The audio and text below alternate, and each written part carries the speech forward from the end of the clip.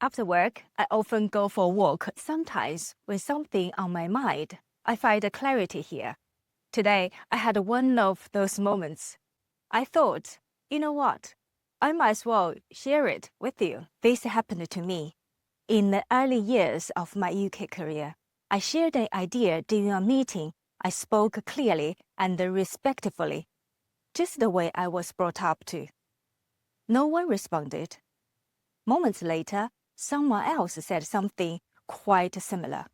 Everyone nodded, and someone even said, "Great idea." I smiled. I didn't say anything, but deep down I felt overlooked. That moment stayed with me. It wasn't loud, but it was unforgettable. That experience, it's more common than you might think. It's what we call being talked down to, and it often hides in plain sight. You might recognize it too, being interrupted or cut off. Someone repeating your point as if it's their own. People doubting your judgment without reason.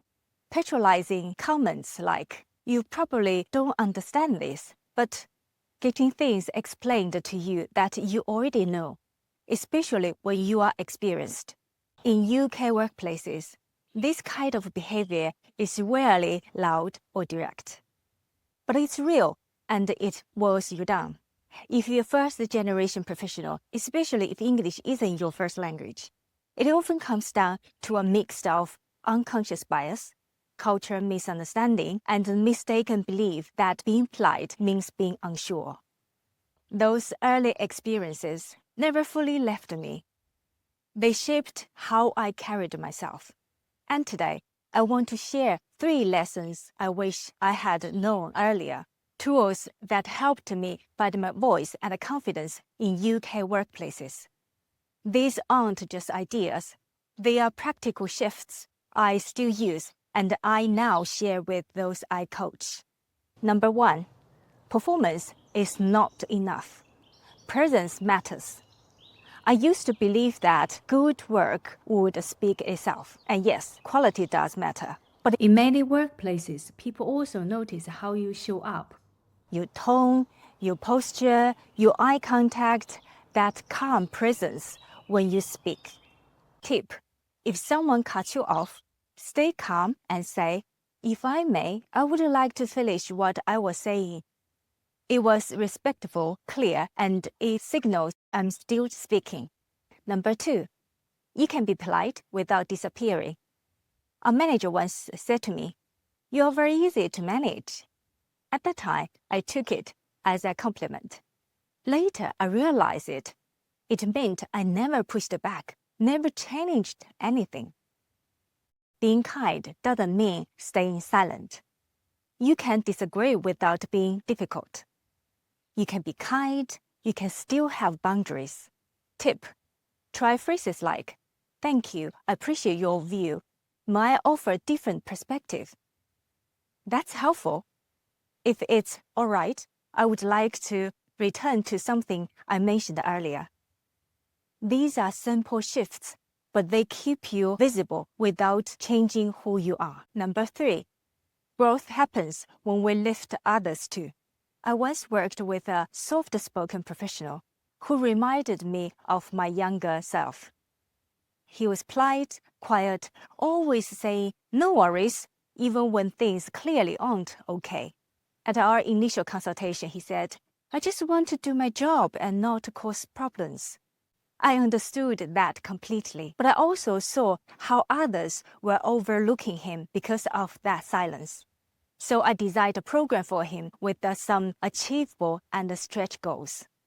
We worked together gently, consistently on presence, language, and mindset. One day, in our one-to-one session, he said, "I finally made my point in a meeting, and the people actually listened." Later, I helped him prepare a managerial role at another company. After the interview, he told me, "Honestly, the coaching made such a difference. I walked in feeling prepared, and they saw me at my best." Later, he got an offer. Before he left the company, he came to see me. He smiled and said, I know how to handle these things now, and I will keep practicing. That moment reminded me, when we grow and help others grow, we all rise. So, phrases you may practice this week. Here are a few gentle but confident phrases that helped me and might help you too. If I may, I'd like to complete my point. I appreciate your thoughts. May I share my perspective? Thanks for your input. I would like to revisit something I mentioned earlier.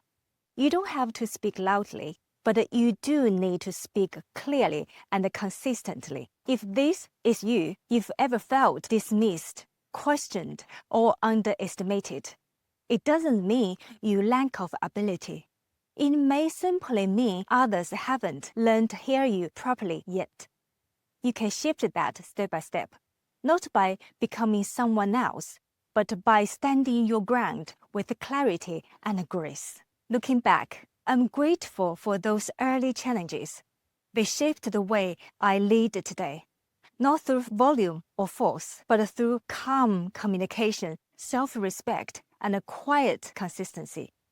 If this story resonates with you, I hope you will pass it on to someone who needs encouragement. And please remember, you've earned your place, your experience matters, and your voice, spoken your way, deserves to be heard. Thank you for spending this time with me. See you in my next video.